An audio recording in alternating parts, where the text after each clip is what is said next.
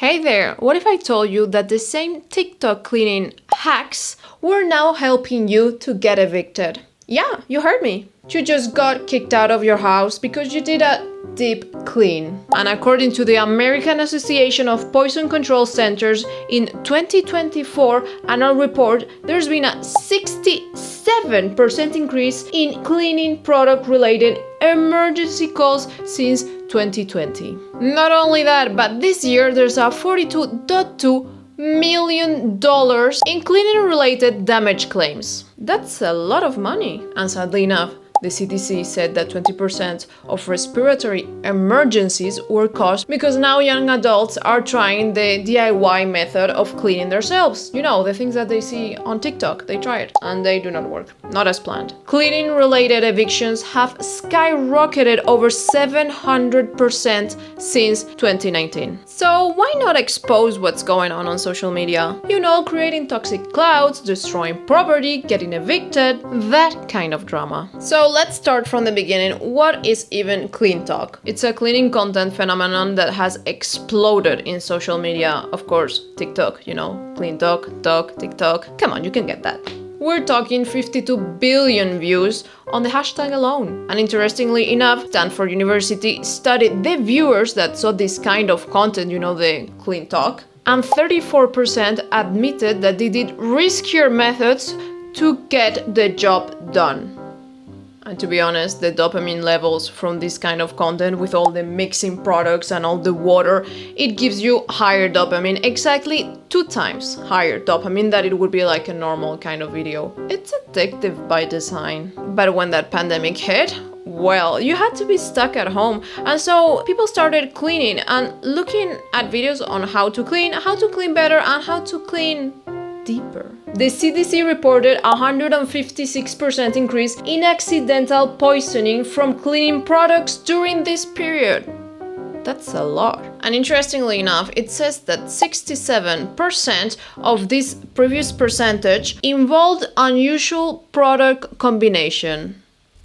What started as a pandemic social anxiety turned into a billion-dollar content category. There are even creators that clean cemeteries. A little baby was buried here. I mean, don't ask me, but the background is that this woman tells the story of the person that died. In this one specifically, it's a baby that died. It's really dark, so I'm just gonna show you a little bit here, and that's about that. But yeah, you can see that the cleaning kind of culture goes really deep and really strange in some areas. We're gonna see all of those. The problem with all of this is that these creators now make, I don't know, 50 to 100K per month, you know, from cleaning and partners. And so the crazier the content is, the better it pays. When your income depends on promoted products, let's say that safety takes a backseat. And this is how weird trends start appearing, like the Mexican mopping. So this method includes mixing a bunch of products with a lot of water and just dumping them all around and like scrubbing it down, and you're good to go. Yeah, but you're not good to go. Actually, you're really not at all good to go. The places that do this in Mexico, and to be honest, it's Central America and South America, they have the floors that are adapted to this, like cement and drains, and like the little protection to the side so it doesn't go into the wall, you know? I don't know what's the name of that, but it goes like, the cement goes a little bit higher, so it protects it, and so you don't get mold. Well, they don't get mold, you do get mold. This woman, for instance, tried the Mexican mopping way, and now her floors are done. I don't know a better way to say it, they're done. And so she's trying to sell her Pokemon collection so she can get some money, get out, or to get new floors, or to do something. I don't know, she's looking for money, guys. I would be too. I would be looking for a new place as well. There's a second part, and in this second part she says that she cannot afford an eviction. You've made your bed, now lie in it. But don't get me wrong, it's not just the Mexican way, there's also the Arab CleanTok? Weird enough, yeah, look at this.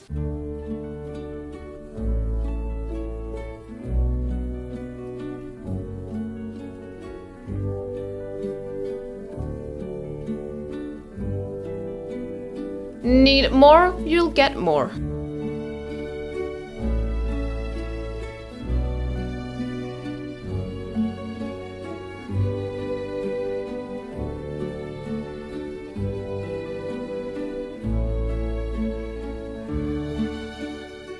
Funny enough, Arizona State analyzed 500 viral content videos from the CleanTok and showed that 73% of these products were undiluted, 89% were in enclosed spaces, and 45% promoted daily use. And let me be clear, normally you're supposed to use one product for one space, for one purpose. And that's it. You're not supposed to mix. You're not supposed to put a bunch together because they could do a chemical reaction that we will talk about that later. But it's not safe, especially if you have everything closed. Like, open a window. This kind of Mexican mopping, of course, creates mold. What is it going to create if not mold? Mold! The EPA found that CleanTok method create 80 to 90% humidity levels, perfect for mold growth. Mold can start growing in 24 to 48 hours and it becomes visible in 72 hours. And you might be wondering, what's the big deal with mold? Is there something so horrible with mold? Yes, mold can cause asthma attacks, but it can irritate your eyes, your nose, your throat and lungs, even if you are not allergic to anything at all. I found something that it was kind of funny for me because I haven't lived that. Also for you if you haven't lived that. Harvard Law School found that 89% of successful evictions now include social media screenshots as evidence. You know that they did the whole Mexican mopping? Not only that, but we have the toxic gas creation. This is where CleanTok gets kind of dangerous, and to say kind of, I say really dangerous because some of the weapons used here were the same weapons that were used in World War I. Yeah, the same. And you have them at home. We're talking about chlorine gas and chloramine gas. The same thing that killed thousands of soldiers back in World War I. It's crazy, right? Incredible. And this is when you mix bleach and vinegar. It creates this gas. To be honest, once I was using a product and then I changed my mind and I decided to use the other product. So I started with vinegar and then I changed to bleach and the gas attacked me. Yeah, I felt it, and it was in small quantities. I cannot imagine like big quantities of that. Johns Hopkins studied nearly 3,000 patients with chemical inhalation injuries. 34% of those were from social media. We also have the strange but harmless obsession with ice cubes. I don't know. For what I've read as an excuse on social media of why they use ice cubes is because they freeze the bacteria and so they don't move and you're able to clean it faster.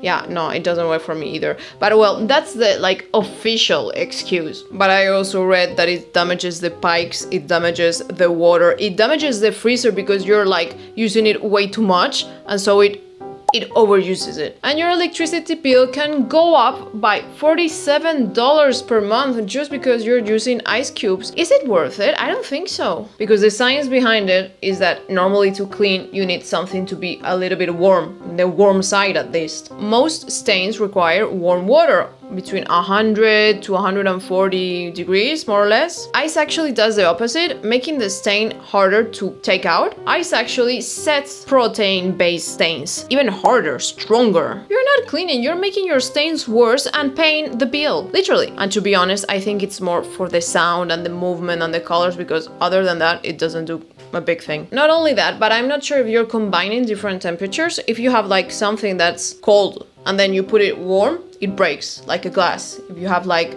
something really warm that just came out of, I don't know where, it's out, it was out and about in the sun, I don't care. And then you like try to clean it with ice, it breaks. You get that, right? That's why the Eiffel Tower is taller in summertime and shorter during wintertime, because it expands and it contracts, you know, temperature. Okay, I'm not gonna leave you like this. I'm gonna give you solutions. To start with, never mix products, okay? Don't. Just simply don't. The rule was established by the EPA, which is one product, one surface, one time. Second, read the labels. Read how they're supposed to be used. Third, ventilation. Open windows. Open everything up. If you're renting, for the love of God, do not experiment on wood. Just don't. The cleaning industries have been here for decades, developing safety protocols for a reason. A 50-second TikTok cannot replace that knowledge. Your health, your home, your income is worth more than a viral TikTok. But my question for you today is, have you ever mopped the Mexican way? Remember to subscribe! Stanford University. Muy claro cómo puedo ayudarte con eso. Alexa, para.